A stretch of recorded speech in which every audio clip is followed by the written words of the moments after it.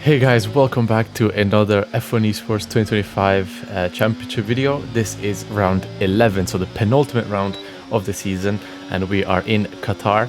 And so this is the second race of the day after Brazil, the previous one. If you guys haven't checked it out, make sure to go check it out. It was a chaotic race. I mean, it was a two-stop versus a three-stop scenario. It was it was good fun to drive, and I'm sure to watch as well. So yeah, if you haven't checked it out, make sure to go check it out. But now on to Qatar, and at this point the standings in the championship are not looking too good for us. We need a miracle because in the last round, spoiler alert, Red Bull got a 1-2.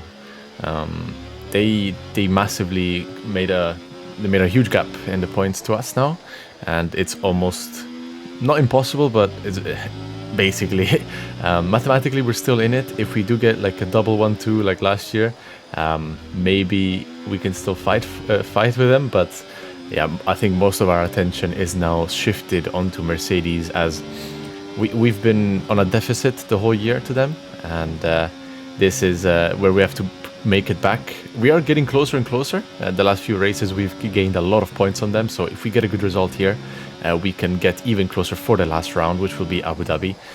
So yeah, if you remember last year, guys, Qatar was our track, meaning we had a 1-2 last year. We were very competitive last year, and I think it's the same. I can say the same for this year. In practice, we looked very, very good, very, very comfortable, and we are expecting a good result here. This is my second run in Q1. I went out again in case I wasn't through. We knew I was through, but we just didn't want to risk too much. But I validated on my lap anyway, and we were through nonetheless. So that meant, unfortunately, that I had to use a second set of tires there. So I'm not going to have two sets in Q3, but it's much more important to be in the top 10 than starting P16. So yeah, it was what it was. Barry did a really good Q1. I think he passed with one tire. Yeah, he was only a few hundreds ahead, and he was way further up in the leaderboard. So the gaps are going to be tiny here, as we now go P2 on the first runs in Q2. That was a very good lap by Jarno and myself. He did a 0.8, I did a 1.0. And now on my second lap, we do need to improve just a little bit. I don't think we need a huge gain here, but it's always nice to have a few hundreds in your pocket, especially because here it's going to be 5 or 6 places. So we're now half a tenth up onto the last corner. We gain a little bit, and we will be through, as Barry does a 0.3 and myself a 0.5. Again, we are super, super close with Barry in terms of lap times. It shows the consistency we had in this track. Otis did a 0.99, which is a really good lap. As you can see there, though, Jake Benham is out in Q2 in P13. So that's one of the Mercedes out, and Istvan barely makes it through in P10. So he's the man in charge now with all the pressure. But yeah, here we did my first run on a used set, which was really, really good. We go P5. We were the fastest on track with the used set. Barry did a 9, like a low 9, if I believe, and that was a really, really good lap by him as a banker. But as we're now going to stay on board for the whole lap in Q3, we don't really improve turn 1 and 2 on a used, which we did on a used set, mind you. That's how much I sent it on the used.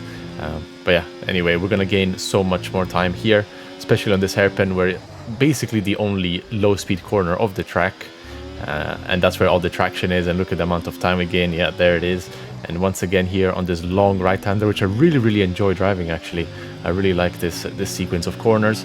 And then this left-hander, super tricky to nail, because we have to hit the inside really tight, but we do miss it a little bit, and we cannot put the power down. And even though it may not seem like it, and it seemed like a good line, I guarantee you guys I lost at least half a tenth. Just purely, like, minimum. It could be even more if I gained throughout the whole straight, because of the line that I had. I didn't have a good exit. I couldn't put the throttle down as early as I wanted. But yeah, last sector is all flat out. There's not much to do here apart from being millimeter perfect. Use all the track as possible. We do run out of ERS, which is a bit of a bummer, and we do a low 9.92, and that is going to be P5. Barry does a mega lap with a 0.81. That was a really good lap by him. Istvan down in P9, so that we are looking very good to score again. Big points on the Mercs. By the way, I think Otis had a penalty from the last race. I think he has or I don't know, something happened. I don't remember exactly what. He has a 10-place penalty. So he will be starting way further back. And that means we are starting P4. And here we are starting, lining up on the grid. Thomas, as you see, is on the hards. And Barry, just ahead of us, is on the medium tire. I will explain you guys our strategy and what we were thinking. But yeah, our main focus now is to pass Thomas straight away. Look at the tire advantage we have on the exit or on the start as we now box Freddy in. And once again, just like last year, me and Barry get the lead of this race in a 1-2. And we were playing it just so nicely. We're just making no risks, to be honest. As you can see, again, he leaves a space here to stay side by side and block the road from the Red Bull of Freddy right behind us. Thomas already lost many places. He went from P2 to P5, and I think he will keep losing a bit more because those hard tires are a bit tough to start with, especially compared to the soft. So, but let's see how he's gonna hang on. I'm sure he'll go long and trying to do something crazy because he has to win this race if he wants to win the World Championship. He needs to win this race and do a good last race as well, because Jarno is still quite a few points ahead, I believe. Yeah, we're gonna see at the end of the race how his strategy pans out. But here now, I'm just gonna focus on telling you guys what our plan was. I wanted to do a soft medium, but we couldn't do a soft medium with both cars because the first moment someone pits, the second car gets effed up basically, because all the people will undercut them. But what we did now is we made Barry start on the medium so he can do a really good first stint while I sit behind and just save my soft as much as possible. Have the best soft tire, because we're gonna put Barry to the hard tire first. So he gets the undercut with the hard tire and he can push the whole race. And I will do an extra lap of in-lap, an in-lap, so an overcut, but with a much fresher soft than it should have been. And this meaning I can then pit onto the medium, and by our calculations we should remain P1, P2. And this was the only way we could keep the P1, P2 after the pits. And it's so crucial here because in Qatar you just cannot overtake when you have the same tires as we all do now. As you can see now, lap 10 Barry is pitting from the medium onto the hard. It seems crazy, but look, everyone behind them, or not everyone, sorry, but like many cars behind them followed him. And if we were in a different situation, one of us, me or Barry, would have been messed up. We would have been undercut. So by doing this now, Barry leads the undercut with the hard, which should be a pretty slow outlap, because as I explained earlier, the hard is a bit hard. Nice.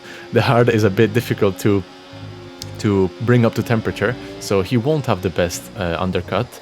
And I have really good softs. I've spent the last 10 laps managing it as much as I could. I'm not even near puncture territory. I'm not even near 60%, which by now, if I was alone, by now my tires would be completely dead and I would have had to pit 1 or 2 laps ago.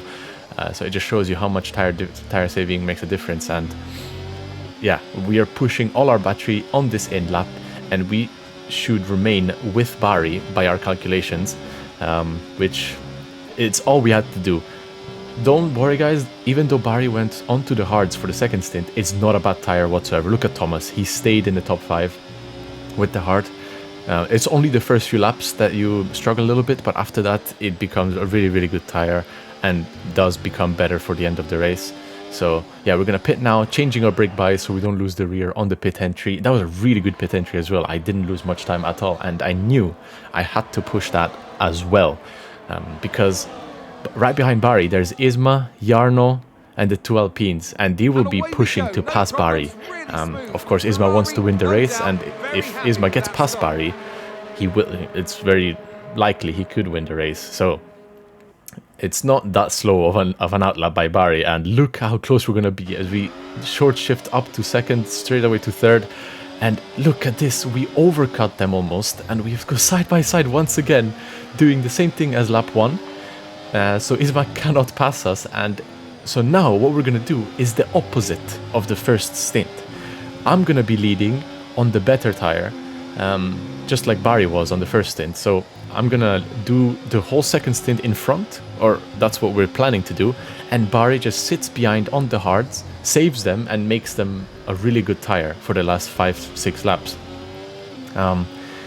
There shouldn't be any problems keeping people behind. I don't think Barry's gonna struggle because, again, even the same age tire between a medium and a hard is just impossible to pass, as there's only one DRS zone, and every corner is a high-speed corner, so there's not really any braking like dive bomb opportunities apart from the hairpin. But the hairpin comes right after a double right-hander, which is high speed, and you just lose so much time in dirty air. So yeah, look at the gap, 8 tenths to Barry now. We are pushing a little bit this outlap just to make sure that we have a little bit of a gap to Barry and to the people doing an overcut on myself. So yeah, I was driving so smoothly. It must be, well, you guys are used to seeing a very aggressive driving style from me, but also in general in this game because of how it works, the physics, and it is the faster way of driving. But if you look at the difference here, I am so smooth. It seems like we're driving again on the older F1 games. It's so nice to see. But we are now catching Tycho Hardy, Thomas's teammate, and I believe Tycho qualified last. And I'm sure he's here just to mess up the whole train and hold us up for Thomas's strategy, who went really long onto the hards, sorry, on the first stint.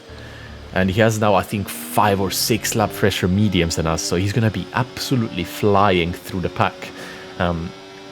He will be diving into the hairpins, and I heard there was some close calls and potential penalties for him after the race, but honestly we couldn't see anything. We didn't know exactly, and so we couldn't bank on that. So we have to make sure we don't lose any time behind Tycho here, as we get a really good timing here. He could have done a better job with holding me up, to be honest, but I think he just didn't really have the experience to do so.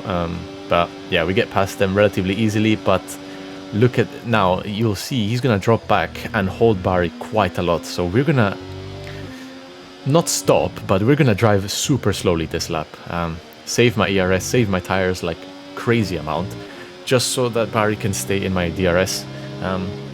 Honestly, I could have pushed here and gotten like a 2.5 second gap, maybe even 3, and win the race comfortably, but I just had to help Barry, and it was too crucial that for him. So yeah, look at the gap, it was 1.7, and I've been lifting the whole time, and they're still fighting, still going, and I'm on not even full throttle.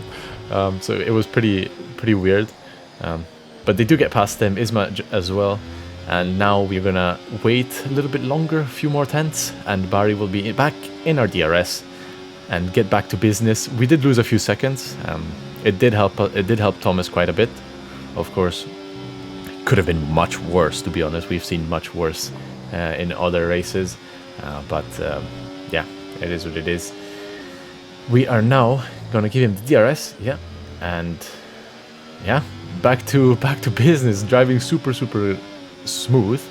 And Jarno gets past, but look at the Jarno gap to Isma, 1.4 seconds. So that definitely helped Thomas with overtaking cars, having created a gap in the DRS train. And yeah, they're fighting really hard now as Istvan goes into P5 for a brief moment, but we're now going to skip onto lap 27, and Thomas has made his way through every single car. Not sure if we're going to be able to keep him behind at this point, to be honest. He seems really fast on this 5-6 lap pressure tire, and it's going to be hard to keep this 1-2, but I'm sure we can do it, because there's 2 laps to go. He doesn't have much ERS. He's been using it with the overtakes, and if Barry positions his car well, he can absolutely keep it. As you can see, Thomas too far to dive bomb here, but Barry just has to make sure he just keeps a little bit of an inside line to defend the inside, and he doesn't go for a dive bomb, which he doesn't do, and Thomas takes advantage of that and dives him on the inside there. Of course, in hindsight it's easy to say, but I do believe if Barry kept a bit of an inside line there, defending the inside, Thomas wouldn't have passed. I don't see a way for him to go around the outside in that corner. There's absolutely no chance.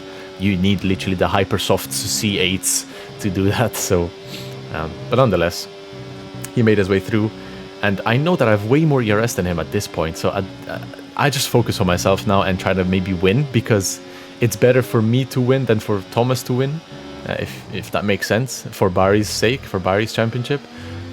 As we have a little bit of a moment here on lap 28. Yeah, we skipped a lap because he just didn't really gain any time, and we're gonna do a little zigzag on the straight, try to cut the slipstream from him, and you can see he doesn't catch up because he just doesn't have the ERS, and we hold the inside line a little bit to not give him the space. And yeah, now I just have to make sure I position my car perfectly, not give him any room, any chances to go down the inside. Here I use my ERS a bit to make sure he's a bit further back, and with this double right-hander, look at the dirty air, he's too far. Even with the fresher tires, he's too far to dive bomb me here, so I don't even bother defending. Same thing here, I get a really good exit, no bother defending the inside once again. And then, as you will see now on my rear view mirrors, he will now push as much as he can. I think he wants to go for a move here on this left-hander, so we go all the way on the inside. There's no width, there's no space for an extra car, and he does barge me off the way. It was pretty bad in the moment, and he was rewarded a penalty post-race. So at this point, of course, I didn't know, but I expected a penalty for something like that. Yeah, it didn't really look too fair in my opinion, but all the other moves he has made throughout the race, I've seen them after the race, and they were on the limit, but they were fair, according to the rules, of course, as we're now going to give the position to Barry, which means we get another 1-2. Barry gets the win. Yeah, back-to-back 1-2s in Qatar. What a track to do it in. Probably one of the hardest tracks to do that in, because you have to qualify perfectly for that and get a really good strategy, because thanks to the strategy we had today, I think that is why we have the 1-2. If we did something different or anything different, it would have been worse, with people undercutting one of us. So yeah, Istvan in the Mercedes only gets a P7, so not too many points, as this is the driver standings. Jarno is leading by quite a margin. Thomas basically needs to win the last race. Barry is getting really close. He's only 8 points behind Thomas, so if Barry gets a really good result in the next race, he can get a P2 or P3. But myself, we are back in the top 10 after a very, very tough season. A season that doesn't really show what we could do and our potential. To be honest, it was very disappointing to see that I was just barely in the top 10 now. But yeah, this is the team standings. We have now actually overtaken Mercedes for the first time this year. After like 80-point deficit, we are now 2 points ahead.